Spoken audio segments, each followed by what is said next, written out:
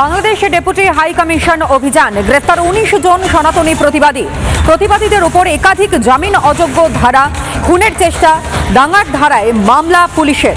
সরকারি কর্মীদের মারধরের অভিযোগ, বিএনএস ১০৯, ১৯০ সহ একাধিক ধারায় মামলা রুজু করে পুলিশ। আরও একবার আপনাদেরকে জানাই, বাংলাদেশ উপ হাই কমিশন অভিযান এবং সেই অভিযানে গ্রেফতার করা হয় ১৯ জন সনাতনী প্রতিবাদীদের ওপর একাধিক ধারায়, জামিন অযোগ্য ধারায় মামলা এবং খুনের চেষ্টা সহ দাঙ্গার ধারায় মামলা দিয়েছে পুলিশ।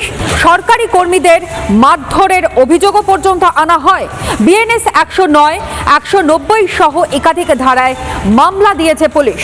যে ভয়ঙ্কর ছবিটা আজ গোটা বাংলার মানুষও দেখতে পেল, যেভাবে হিন্দুদেরকে রীতিমতন রাস্তায় ফেলে পেটানো হলো, এবং সেই ঘটনার প্রেক্ষিতে দাঁড়িয়ে যে নিন্দার ঝড় উঠতে শুরু করে দিয়েছে। আর এই মুহূর্তে আপনাদের সামনে ব্রেকিং রাখছি, যেখানে গ্রেফতার করা হয়েছে ১৯ জন সনাতনী প্রতিবাদীদের ওপর একাধিক জামিন অযোগ্য ধারা দেয় পুলিশ।